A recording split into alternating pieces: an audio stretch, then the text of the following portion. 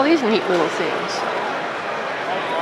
Wow, that's a old tiny oscilloscope. Howdy. XP signal generator, 640.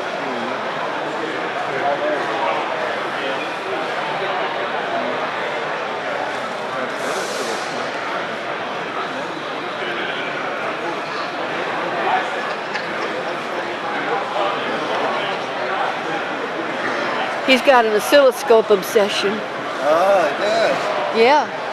He got one for Christmas, and that's all he does is play with it. He must be a technician, right? Well, He's actually it worked for 5 minutes. He's a programmer. Oh, really? It was a 2465 DCT, you know, and older, one of the remake caps blew, but I had to recap the whole thing, and I've made some modifications. I still got to get it calibrated. You were a technician. So what do you do with it? Well, that's my first tool. He plays with it. It's his toy. It's his toy. And what do you program in? What language? Dozens. Dozens? That's actually what I do. I'm not really a technician. He's a systems analyst, full stack programmer from the old timey days, all the way up. Really? He could teach a PhD classes in it if he wanted to. Really? So you do Fortran, you do all the old stuff too? Or? Oh yeah. Matter of fact, I was employed by the guy that was on the team that wrote the very first Fortran compiler. Really? Yeah. I mean, I was talking to a guy and he said, oh yeah, I programmed Fortran. I was like, okay, I've heard of Fortran, you know. And what he said was, a lot of these legacy companies, big companies, we're not talking about, mom and pop, we're talking about the software not never Coca-Cola, dies. not Coca-Cola, but companies like Coca-Cola. That's what they program. Yeah. Because their mainframes are in, to report it over to something new. Oh, yeah. Oh, they get a new mainframe, they just emulate the old one. It's fast enough that they can run the hardware and software and still come out ahead. So, so what other languages? C++? Yep, C, C++, COBOL, Like Snowball. a dozen different assembly languages. You do assembly too. I'm always impressed with the guys that can do assembly. He's been programming since he was 16. That's Really? a long time. I'm always impressed with assembly because that's down to the little itty. Well, that's how I got into hardware, okay? Because my first language was in BASIC. I was in high school, and it was a new high school, and I had a teacher where in one class I was her student, and the next class there were 2 of us. And they got in an RCA 7046 time sharing system, and so she had the lightest student load. So they said, well, you're going to be the, the computer teacher, whatever they call it. What year was this? And so she had no clue what to do with it. 68, 69, She gave me the basic manual. The next day I was a programmer. And it's not like it's rocket science. I mean, it's really easy. For him. It ran on DOS? Or what No. RCA 7046 was an IBM 360 clone computer. So what, was it a big box or how? Yeah, it was a 60s mainframe. Yeah, it filled a room. Oh, it filled a room. I thought the 360s were relatively smaller. Well, I mean, they weren't room full. Well, yeah. You got to remember, you had a console and then paper tape. Listen, back in our day, ASR 33 paper tape. It's always interesting to hear the old stuff. Somebody else worked for IBM. The kind of computing power you now get with a laptop or a cell phone, a handheld. it took an entire floor of office building. Did you program too? No, but I helped him with punch cards. I helped him punch cards. You know what? 20, go to 10.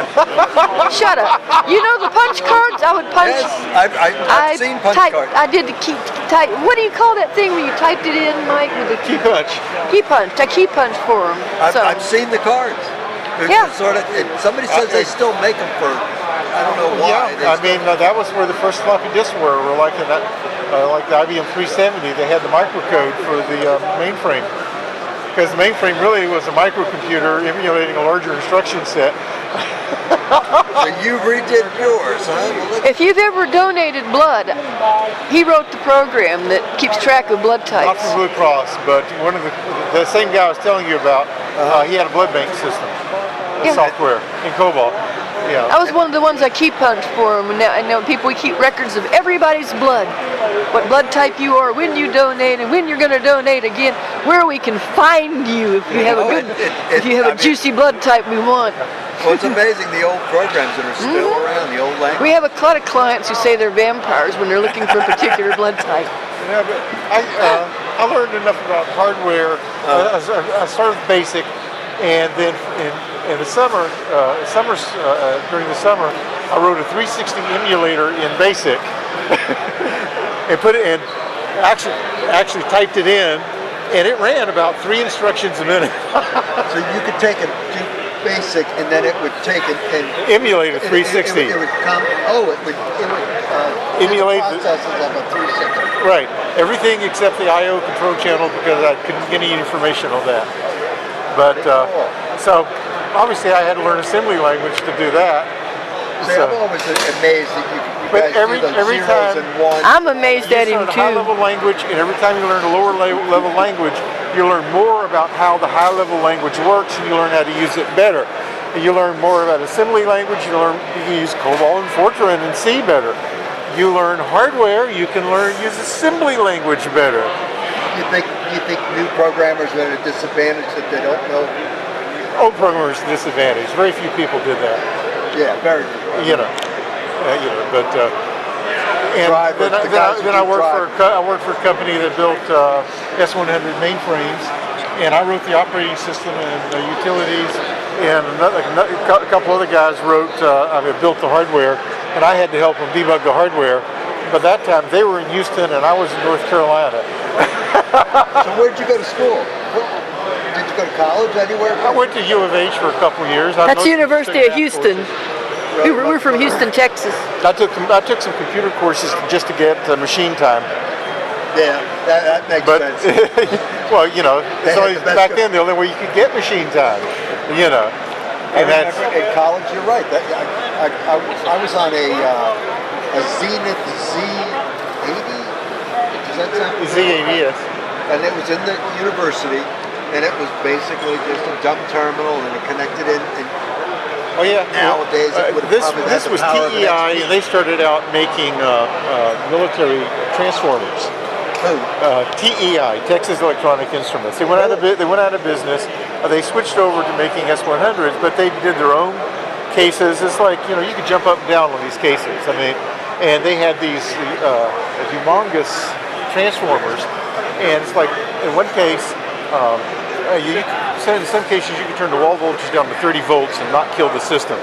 And they had a salesman demonstrating it at some client site. And lightning struck outside. They had a program running. Right. Lightning struck outside. The screen went blank, and all the lights went out. And they came back on, and the program was still running. Okay, I want one. That's what they said. Good sales technique. Yeah, and by accident. Mother Nature. By accident. Well, we don't want to keep you, but I always like to talk to people. Well, we're here. Do you have a card? And our money comes monthly. You have a card? A card? A business card? No, we don't. No, sorry. Yeah. Oh, we're just trying to make. Our main reason for being here is to make contacts. We're new to this area. Yeah, we're from out of town. Huh. What area are you from? Marietta, Georgia. Whoa, you are far away. Yeah, well, it's not real far. It's 280 miles. That's too many miles for me in a day. Yeah. It's about a 5-hour drive. Oh, yeah, good. Well, it took us a little long because we have a little trail. Then you got to stop. How fast you go. Yeah, we go pretty slow. I don't. With us, it'd be an 8-hour drive.